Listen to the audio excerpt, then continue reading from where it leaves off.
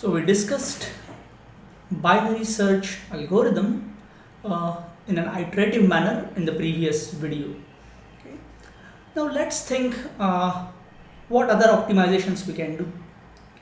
So think about the case where the value that I'm searching for is less than the least value in my array. For example, the array that we were looking at was this array, right? So let's say if I'm searching for value 2, okay, this value is less than 5. Okay, so let's see how our algorithm will work. So I'll start with left as 0, right as 9. I'll check if my left is less than or equal to right. It's true. I'll compute the middle element and my v is less than the middle element. So my right will become middle minus 1. So 0, 9 middle value was 4. So now I will search between 0 and 3. I'll come back, okay, here. And then what will happen is I will search between 0 and 1 and so on. So I will have to go through all the steps and only then I can say that the value is absent. However, this information is available with me right at the beginning. I can also look at the left and the right even at the beginning. So what I can do is I can add a block of code here to ask question if my v is less than get element at left. Okay, so if my value v is less than get element at left, in that case I have to return -1. Or I can check if the value that I am searching for is greater than the element at right. In that case also I can return -1.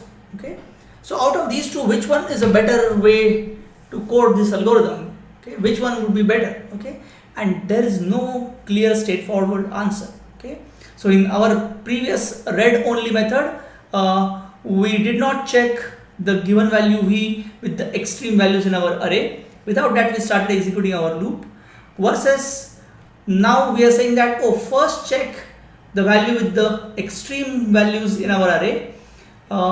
If we know that the value that we are searching for is in between, only in that case try searching in the array.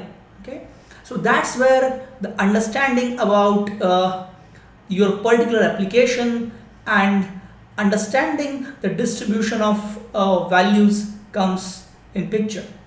So you might look at the historical log of the calls made to your search function and see what was the kind of value that typically gets searched in your application.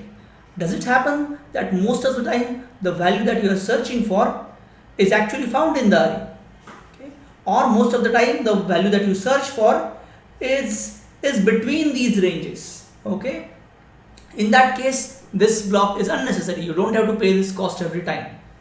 If you notice that, well, most of the time the value that my client code searches for is actually beyond these extreme values. In that case, adding this block is helpful. So do we add this block or we don't add this block? The asymptotic time complexity of this search operation still remains theta log n. Okay, so please remember, all algorithms of time complexity theta log n, they are not going to have exact same running time.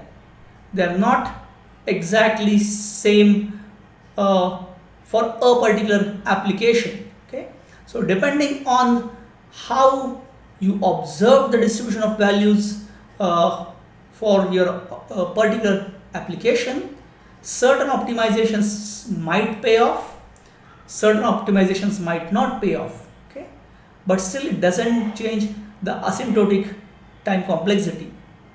Then why still we do this asymptotic analysis?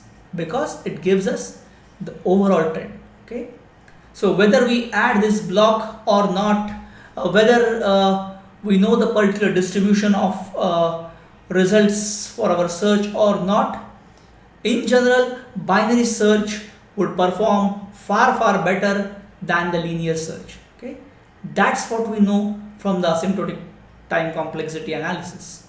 Okay, so do remember this important point, that having intimate knowledge about your application domain, having intimate knowledge about your client code, knowing how various values are distributed, what is the typical outcome of the previous calls, helps you to optimize your code for a particular application.